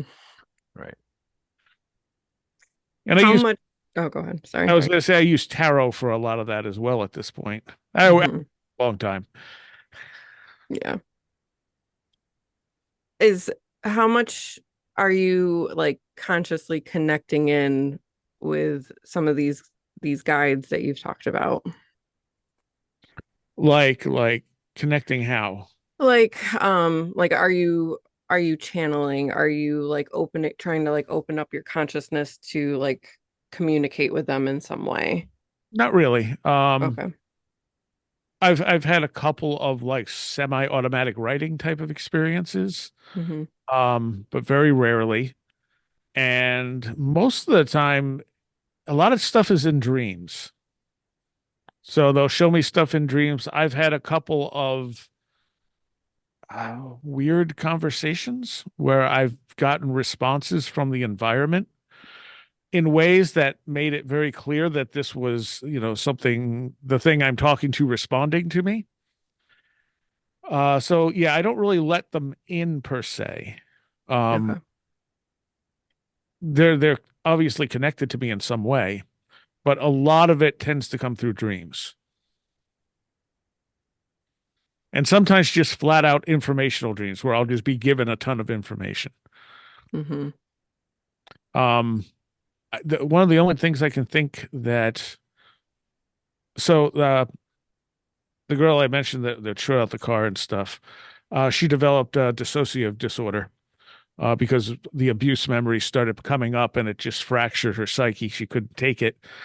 Um, and I was having a hard time understanding like what that was like. I'd never encountered someone who had this before. She was an absolute disaster, and it was like someone flipped a switch. She went from being very functional to just being, a horrible mess. And I was driving one day and I'm thinking to myself, like, what is that like to not, to have another personality like in your head controlling things? Because sometimes she said she would have no memory of what one of the other personalities did. But sometimes she would see what they're doing, but she couldn't do anything about it. And I'm like, how does that even work? And as I say this, I felt myself get pushed into the back of my own head. And this being I deal with basically took over. And I was like, whoa, okay, I don't like this at all. And I said, stop. And immediately I had control back again. And I'm like, okay, I understand now. Thanks. Please don't ever do that again. Hmm. So obviously I'm connected, or that wouldn't have been something that could have happened. Right. Yeah. It is alarming. And I mean, I think we all dissociate to a certain extent, but when it's such a fractured state where Yeah. you're either not remembering or you can see it and are not in control, I can't even imagine how terrifying that would be. Yeah. Yeah. And it definitely was. That was probably the worst part of like that was the hell I went through, and on the other end saw the UFO. Mm. Gotcha. Yeah. That makes a lot of sense. The more I hear people talk about stuff like that, about the connection between like, weird liminal states and trauma and stuff and experiences, I feel like, coming from a childhood that was, we moved every year, like literally every year we moved, sometimes to a whole different state, and the massive amounts of abuse, um, and throughout this entire time having, my entire childhood was weird experience after weird experience. And I told you the owl story when we went on your show. There's a lot of that. There's a lot of that in my history, and the more I hear people like you talk about this kind of stuff, the more I make these connections in my own life. Yeah. Yeah. Well, I mean, the liminality thing is it's definitely a thing. Um like I said, I think Mike Cleland initially alerted me to it, but also what's his name? Hansen in his book Trickster and the Paranormal. talks a lot about it. But I think it was talking to Mike that got me a little more understanding it a little bit better, and then a lot better when I met Jeff Ritzmann, because he was following up on Hanson's stuff. And I'm so not as familiar with him. Jeff Ritzmann, Mhm. Jeff used to host Paratopia with Jeremy Vaeni. I was not familiar with him either when the podcast was a thing. He was not one of the podcasts I found, Mhm. but he had been done a 3-part on Project Archivist. And I did find Project Archivist and enjoyed it greatly. And so those episodes with Jeff came on, and I'm like, I need to talk to this guy. This guy's like his and my experiences are different but similar. Mhm. Like I need to talk to him. And initially contacted Roshan from Project Archivist, who I was friends with, and I said, how do I get hold of this Jeff Ritzmann guy? And he's like, I don't think he does this stuff anymore, but here's his info, you know. And so I contacted him, and he would Jeff went through numerous periods where the stuff overwhelmed his life to the point where it was destroying his life. And he would get as far away from the paranormal stuff as he could. Mhm. And he was just at the point where he was starting to get a little bit interested in it again when I contacted him. And the first time I talked to him, we talked over 6 hours straight. And then on top of that, he ended up being an old school metalhead, so we had to talk about that afterwards too. But he Project Archivist, as not Project Archivist, but Paratopia. Jeremy Vaeni is currently posting all those old Paratopia episodes under our Undoing Radio, which is Jeremy's thing now. And those old Paratopias were so far ahead of their time. And I realized a lot of the stuff I've tried to do with Where Did the Road Go, they were doing with Paratopia. It's just, it wasn't, podcasting wasn't a big thing back then. Yeah. So they didn't get the exposure. People weren't as interested in the really weird elements of this stuff. But those shows are just fantastic. And Jeff was an awesome guy. We got along great. Where Did the Road Go? He flat out told me it was one of the only podcasts he was willing to go on. Nice.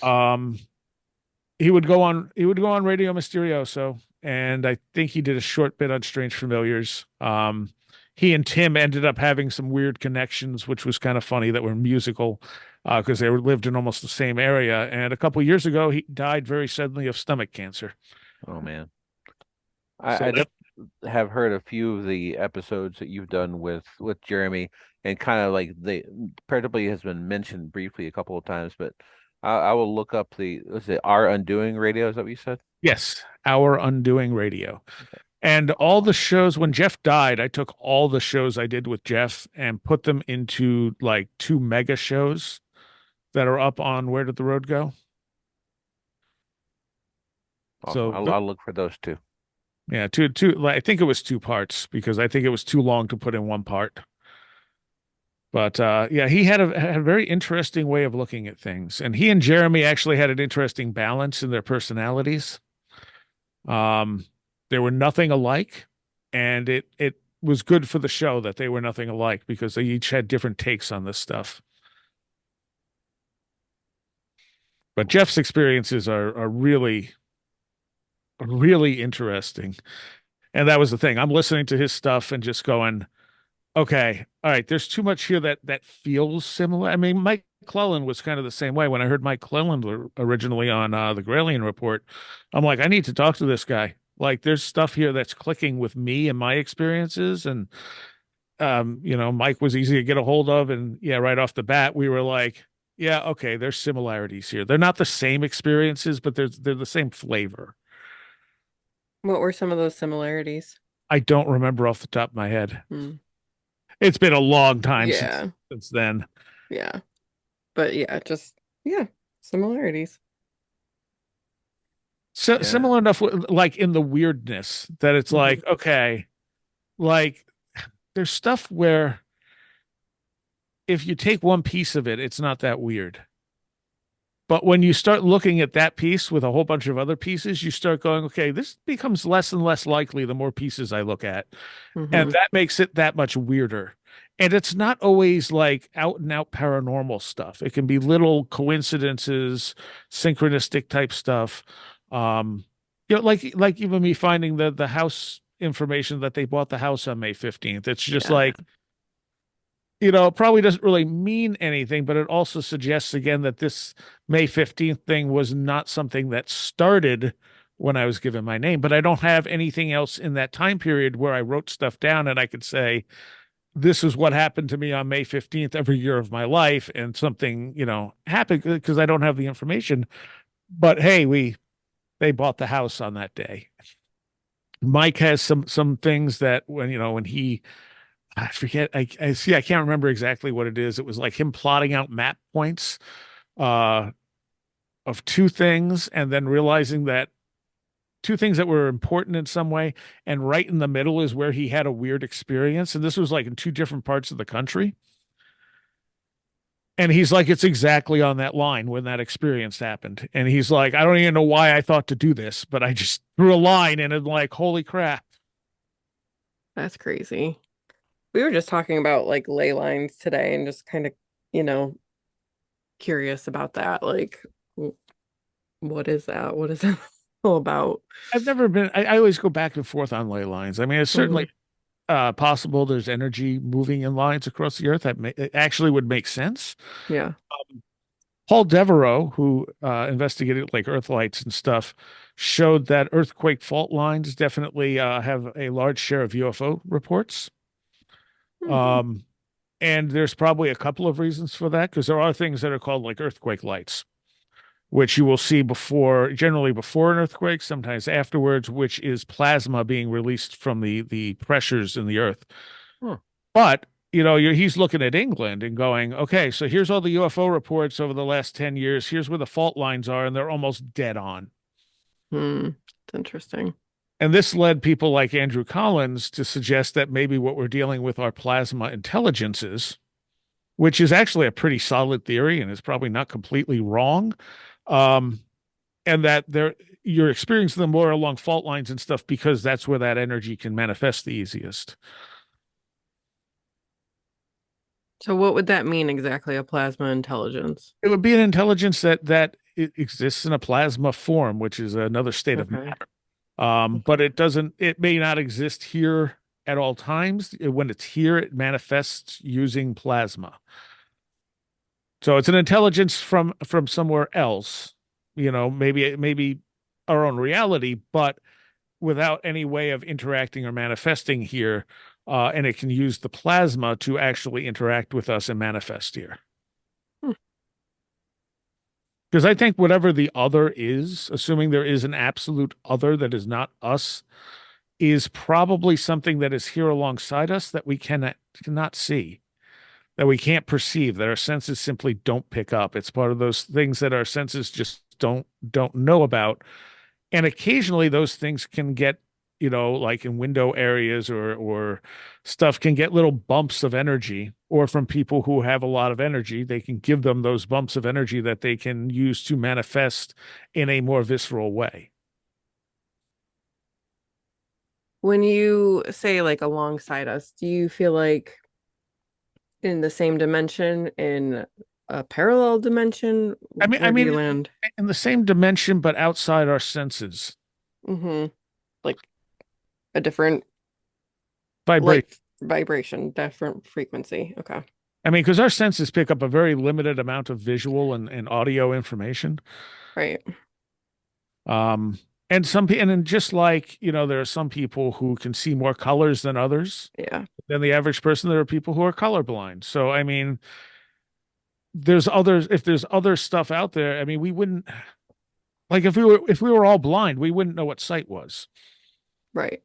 So there could very well be other things out there that are not necessarily needing to be interdimensional or whatever, that we just have no means to understand.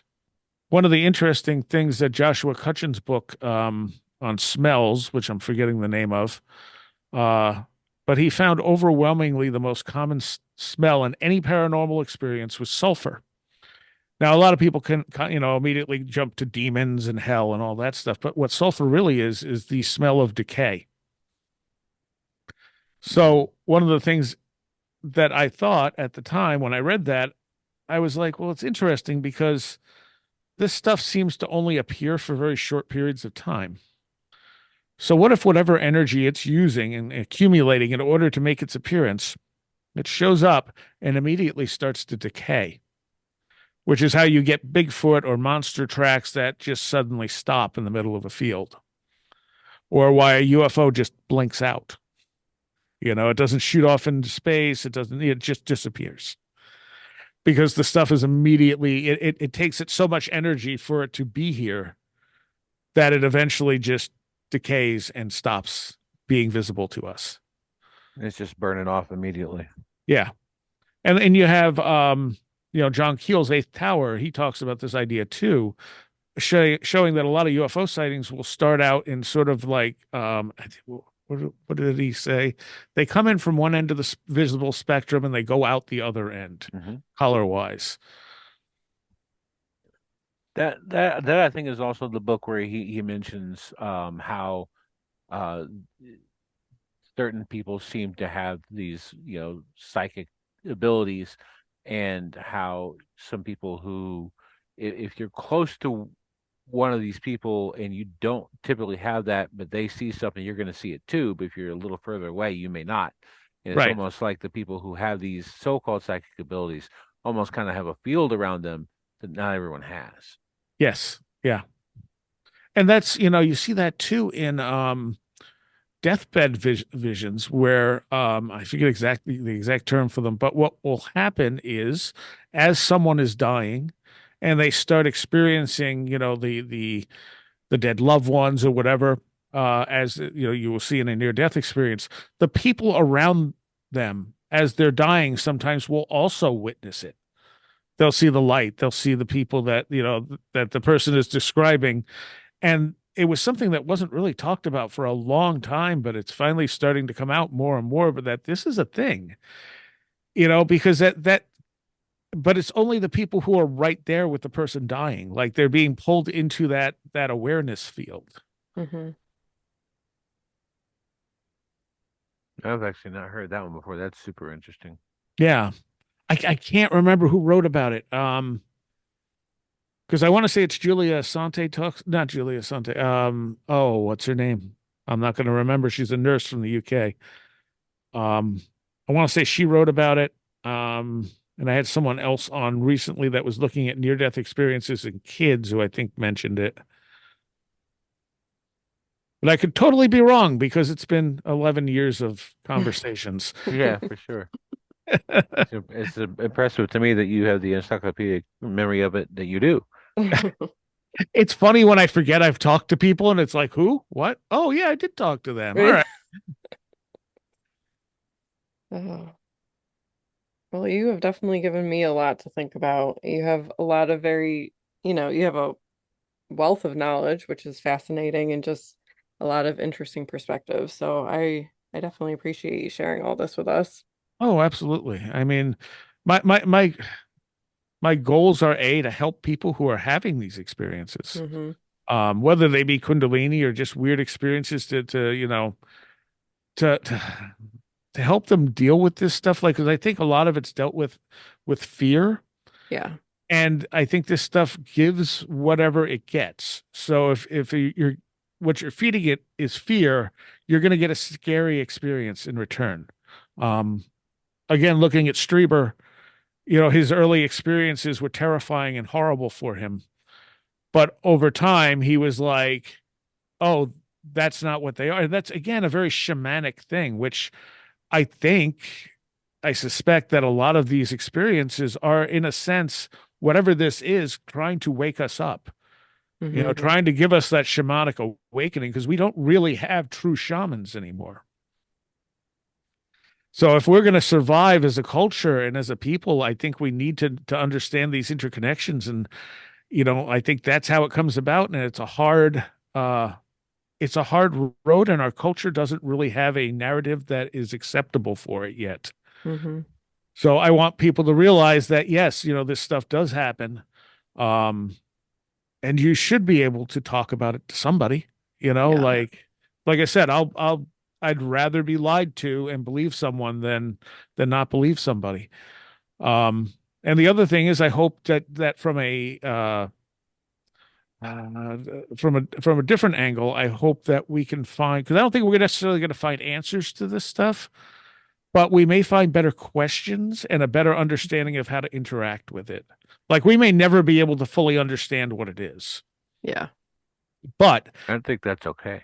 yeah, and that is okay. And I mean, I think mystery, again, mystery is one of the things that drives me. So, Yeah. I think Same. if you have a better way to interact with it without being terrified by it, et cetera, that you can learn a lot more about yourself and in reality as it is, so that you can function and be a happier person and a more integrated person.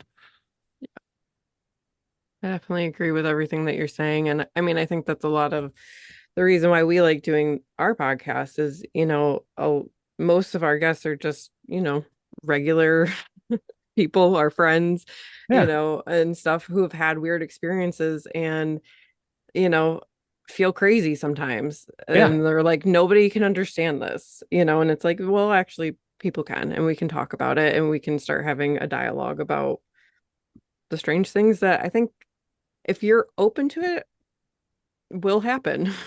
Yeah. Well, that's part of it too. There has to be some willingness. Although I know people who would love to have weird experiences and just nothing Yeah. weird. Jeffrey Kripal once said that the supernatural happens to a person for a reason.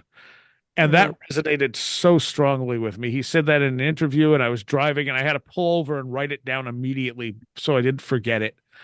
Because I'd be like, you said something like, and I'm like, no, I want this word for word. That was perfect. That's very good. Mm-hmm.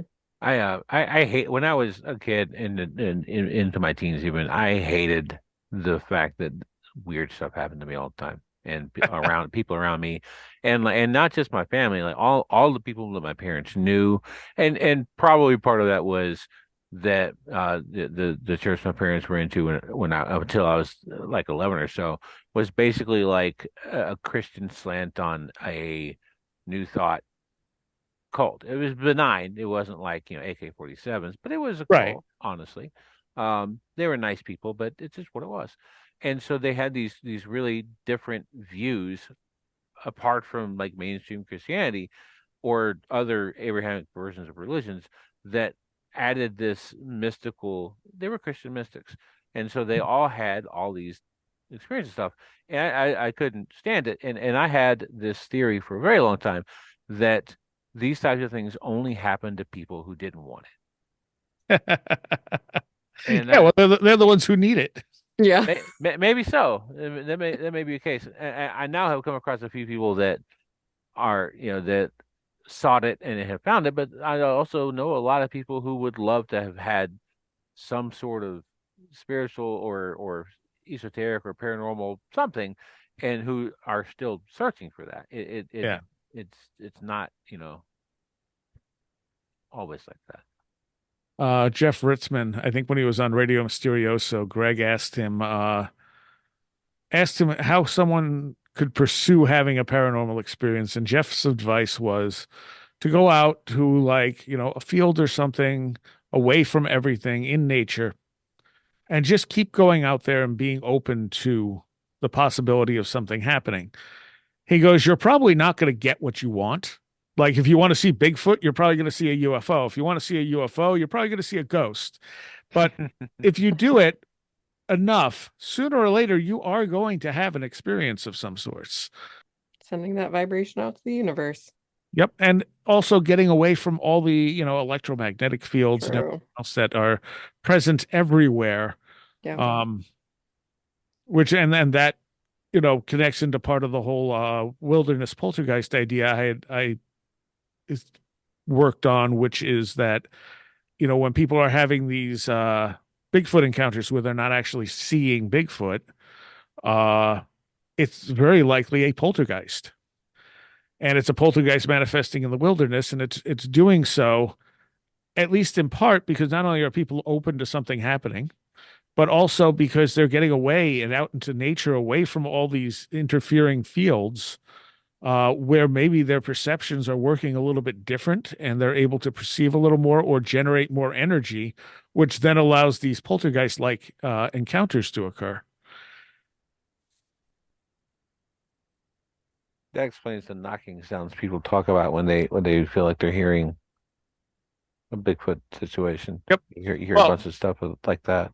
yep. You get vocalizations, you get repetitions, the same way poltergeists do. It's basically, I mean, the thing is, people will be like, but a poltergeist is a ghost, but a poltergeist is really just a particular manifestation of energy that does certain things. And if it's in a house, it behaves like a ghost, and if it's in a forest, it preserves it basically behaves by what. Let me try to speak again. Words are hard sometimes. Um, it behaves like what you expect it to behave like. Probably partially because the energy, if nothing else, is coming from us. If it isn't entirely coming from us, something is pulling that energy from us to manifest, and thus there's some intent from on our part of what that thing is going to be. Mm-hmm. And That even makes a lot of sense. even potential actual visual sightings of Bigfoot in places that there really shouldn't be a Bigfoot could also be the same as a ghost manifestation. I mean, you have plenty of cases of poltergeists where you see actual manifestations of beings. And ghosts leave footprints sometimes. Mm-hmm. Oh, there's just so much. There is. I'm working on a book trying to put all these different ideas together, not Okay. as a unified theory, but Mhm. as there's all this different stuff that could explain these things, like ghosts could be a recording on the environment, or they could be generated by us, or they could be another spirit interacting, with us, pretending to be a ghost. Or it could, I think I came up with like 8 or 9 different things that a ghost could be that would all present in similar ways. Mm-hmm. And I think unless we're looking at all those possibilities, we're missing out on what this stuff is. I mean, UFOs, obviously, you see a light in the sky, and that could be a billion things, including a bunch of things we probably have no concept of. Right. Yeah. I mean, I like what you said about, we might not ever have the answers, but we might just figure out how to ask better questions. Yeah, And and talk to it in a yeah. fruitful way. Yep. Yep. Very interesting. Jonathan, is there anything else that you wanted to ask? Yeah, I've got one more question. All right. So early on in this conversation, you kind of very briefly we're talking about early magic stuff, and you kind of made the statement of I don't really even believe in this, and this is working, which it's a thought process that resonates with me a lot, and I think many people have said this, but the person that I first read it said by was Lon Milo Duquette, who said that magic works in practice but not theory. Mm. And I like that. I like Duquette a lot. He's a very interesting guy, very funny guy. Um, but I wonder if because like I've read a lot of different takes on this stuff. I'm actually just about to finish his Enochian Vision Magic book because I was just curious about what that really is. And it's like 80, and that book is a great example because it's 80% textbook, 20% workbook. So like it gives you a real definition of what that is. It's super interesting. But it also is based in Christianity, which is not something I'm interested in. Yeah. In my to me, Thelema is an Abrahamic religion because it draws so much on Kabbalah. To Yeah. me, you take a lot of the bad stuff out of Christianity and you can still have Thelema in there. So that's not interesting to me because I'm not interested in anything to do with Abrahamic religions. Have you come across any kind of like book or a person or writing or anything that deals with this stuff from a a non established religion starting point? I, Like um, an agnostic or atheist magician, I guess. maybe Liber Null, uh, and some of the chaos magic stuff. because what I realized is I was kind of using chaos magic before I even knew that was a thing because I don't like ceremonial magic for some of the very same reasons you just stated that, it does have this, even though, Crowley is like the beast and all that, he was raised in a very strict Christian upbringing. So Mm-hmm. that stuff always kind of permeates through. And then you look at the old writings and they're all Christian tinged. The thing with Crowley is he did go toward Eastern religions too, which don't have that. Um, but they have, their own sort of belief systems there. As far as looking at saying from a more atheistic property, I would say chaos magic is really the only thing that does that. And what I started doing is the ceremonial stuff seemed so silly to me. Like I could not take it seriously. So I was like, how much of this can I strip away and have it still work? Mm-hmm. And it turned out quite a lot, Mhm. especially if I was using symbols that meant something to me. So I kind of, came up with my own fairly simple rituals, but they were rituals that I would, conduct in a slightly altered state of mind. I'd meditate and put myself Mm-hmm. in a different state of mind when I did them. I did them enough at one point where I could snap into that sort of altered state fairly easily. And I would use stuff that I would make sigils that worked for me. I wouldn't go through the process of how, you're supposed to make magical sigils. I would design things that had a connection to me and they would work. And so I'm like, okay, if nothing else, and we talk about this on recent episodes we did on the Seth material. Seth, who was a channeled entity, says that the way you affect reality is not with your conscious mind, but your unconscious mind. And the language of the unconscious mind is symbols.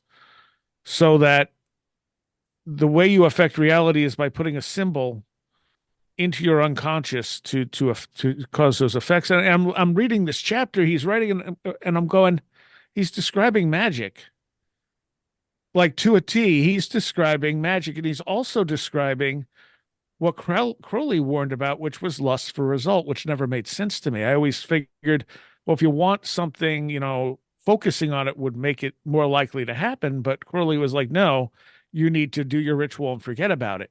Because if you Mhm. keep focusing on it, it'll never happen. And what Seth's saying is, hey, if you keep these symbols in your conscious mind, they're never going to have an effect.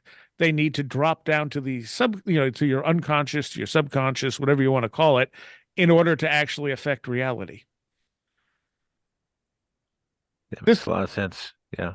and it's one of the things that really struck me about the Seth material where I went, oh my God, this makes perfect sense from my own personal experience with magic. This is what's happening right here. I'm Yeah. using symbols that mean something to me, and those symbols are then going into my subconscious and causing these effects.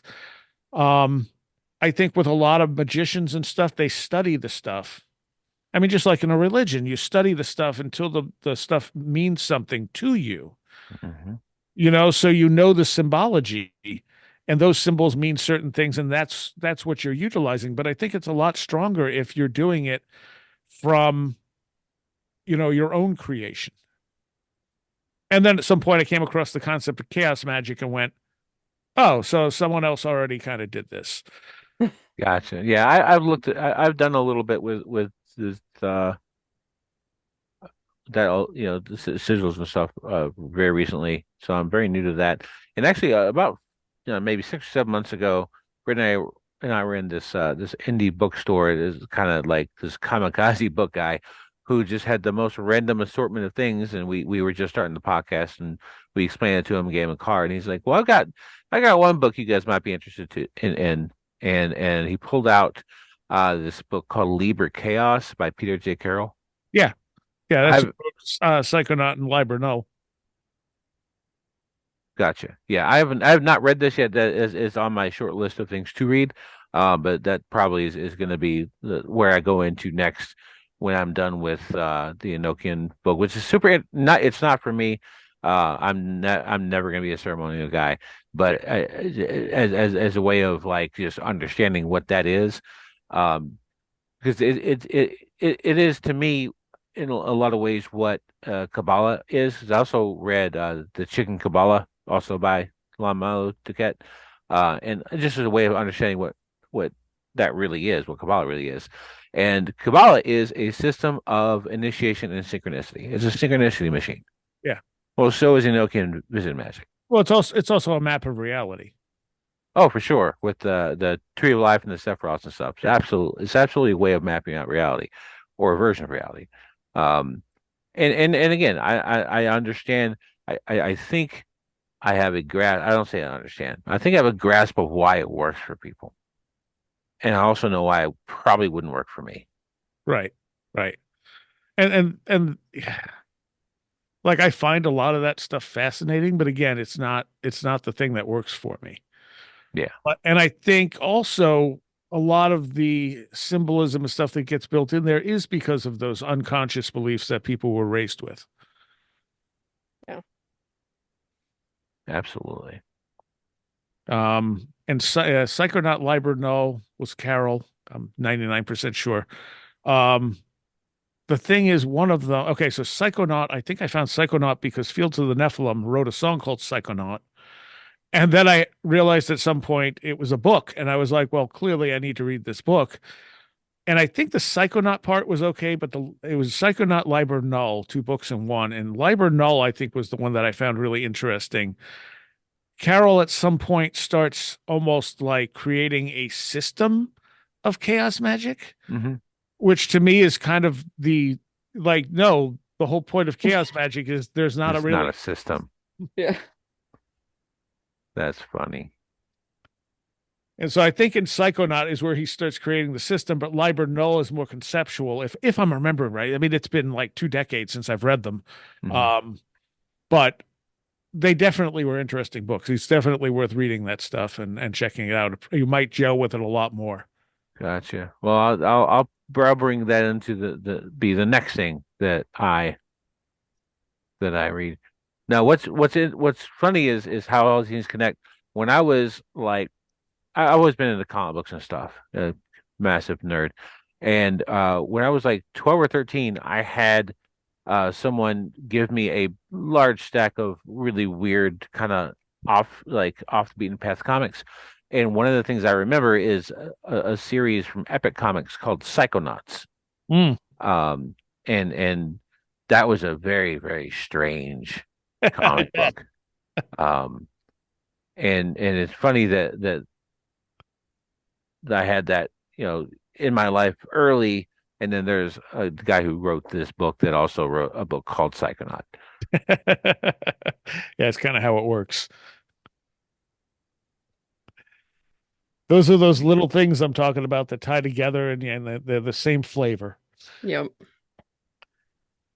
Yeah, it makes life interesting. That's for sure.